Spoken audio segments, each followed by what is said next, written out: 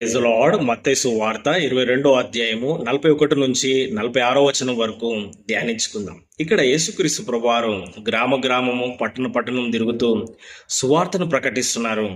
మరి చాలా మంది ఆయనను ప్రశ్నలు వేస్తా ఉన్నారు. శాస్త్రులు కావచ్చు, పరిసయ్యులు కావచ్చు, ఈ యొక్క సద్దుకయ్యులు కావచ్చు, మతాధికారులు ప్రభుని ప్రశ్న వేసినప్పుడు ప్రభువారు ఇచ్చే ఆ జవాబు అద్భుతంగా ఉంది. వారు మారు మాట మాట్లాడలేకపోతున్నారు. ప్రభు చెప్పే ఆ లోతైన విషయాలను వారు గ్రహించలేకపోతున్నారు. అలాంటి ఒక సందర్భంలో యేసుప్రభు వారు వారిని ఒక ప్రశ్న ఇస్తున్నారు. ఇంతసేపు మీరు నన్ను ప్రశ్నలు వేసినారు కదా, నేను మిమ్మల్ని ప్రశ్నిస్తానని యేసుప్రభు వారు ప్రశ్నల్లో అక్కడున్న పరిశీలతో ఒక మాట అంటా ఉన్నారు. క్రీస్తుని గురించి మీకేమి తోచుచున్నది, ఆయన ఎవరి కుమారుడని వారిని అడిగినప్పుడు వారు ఆయన దావీదు కుమారుడని లేఖనాలను బట్టి, కీర్తనల గ్రంథాన్ని బట్టి వారు యేసు ప్రభుతో జవాబు చెప్పినారు.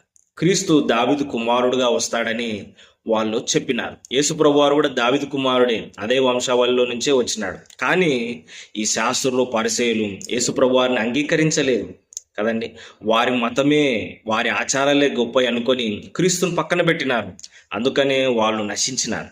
అయితే యేసుప్రభు వారు అంటున్నారు, దావీదు కుమారుడని మీరు అంటున్నారు కదా, లేఖనాలలో కీర్తన గ్రంథంలో మరి రాయబడింది కదా, నేను నీ శత్రులను నీ పాదములకు పీఠంగా ఉంచే వరకు నా కుడి పార్శ్వను కూర్చుండుము అని ప్రభువు నా ప్రభువుతో చెప్పానని. మరి దావీదు క్రీస్తును ప్రభువుగా అంటున్నాడు, దేవుణ్ణి కూడా ప్రభువే అంటున్నాడు. మరి క్రీస్తును ప్రభువుగా అంటున్నప్పుడు అతను దావీదు కుమారుడు ఎలా అవుతాడు అని యేసు ప్రభువారు ఈ యొక్క పరిశీలనను ప్రశ్న అడిగినప్పుడు వారు ఒక్క మాట కూడా చెప్పలేకపోయినారు కదండి. యేసు ప్రభువారి యొక్క జ్ఞానాన్ని ఎదిరించలేకపోయినారు. ఆయన చెప్పే మాటలకు వారు సరెండర్ అయిపోయినారు.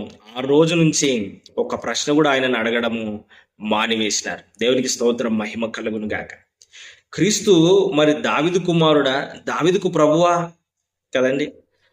క్రీస్తు యేసుక్రీస్తు ప్రభువారు దావీదుకు కూడా ప్రభువే, అబ్రహాముకు కూడా ప్రభువే.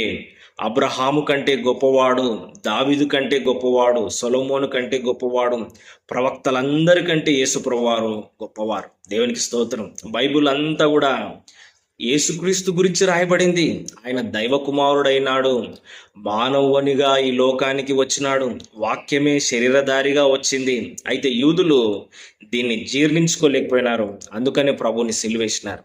ఈ సువార్త యూదులు దాన్ని అంగీకరించలేరు కాబట్టి మరి అన్యజనులకు ఇది ప్రకటింపబడుతుంది. ఈరోజు ఈ మాటలు వింటున్న నీవు యేసుక్రీస్తును దేవునిగా ప్రభువుగా అంగీకరిస్తున్నావా? ఆయన మార్గంలో నువ్వు నడుచుకుంటున్నావా? మరి బైబిల్ చదివి యేసుక్రీస్తుని గురించి, దేవుని గురించి